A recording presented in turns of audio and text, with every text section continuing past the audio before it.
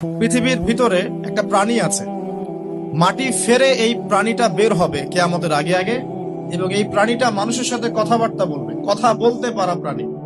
এই যতক্ষণ বের হচ্ছে না কিয়ামত হবে না ইনশাআল্লাহ তাআলা।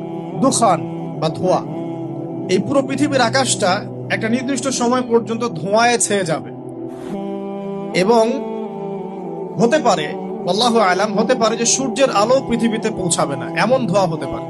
পুরো পৃথিবীটা ধোঁয়ায় ছেয়ে যাবে। যে সূরা দুখানের মধ্যে বলা আছে একটা ভূমিকম্প হবে পৃথিবীর পূর্ব দিকে। পৃথিবীর পূর্ব দিক মানে এই যে ভারত, পাকিস্তান, বাংলাদেশ, শ্রীলঙ্কা, ইন্দোনেশিয়া, ঠিক আছে, এই সিঙ্গাপুর, এই যে কন্টিনেন্ট মালয়েশিয়া, এটা পৃথিবীর পূর্ব দিক। এদিকে একটা ভূমিকম্প হবে। পৃথিবীর পশ্চিমে একটা ভূমিকম্প হবে। পশ্চিম মানে, পশ্চিম মানে বোঝেন না? পশ্চিমা বিশ্ব না, সৌদি আরব, পশ্চিমা বিশ্ব, ব্রিটেন, ফ্রান্স, জার্মানি, তারপরে এই যে রাশিয়ান কন্টিনেন্ট, হ্যাঁ, ইউক্রেন, এদিকে আপনার আমেরিকা, এই পুরো পশ্চিমা বিশ্ব, এখানে একটা ভূমিকম্প হবে বড়।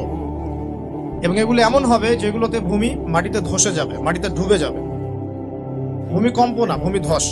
পৃথিবীর মাঝখানে মধ্যপ্রাচ্যে একটা ভূমিকম্প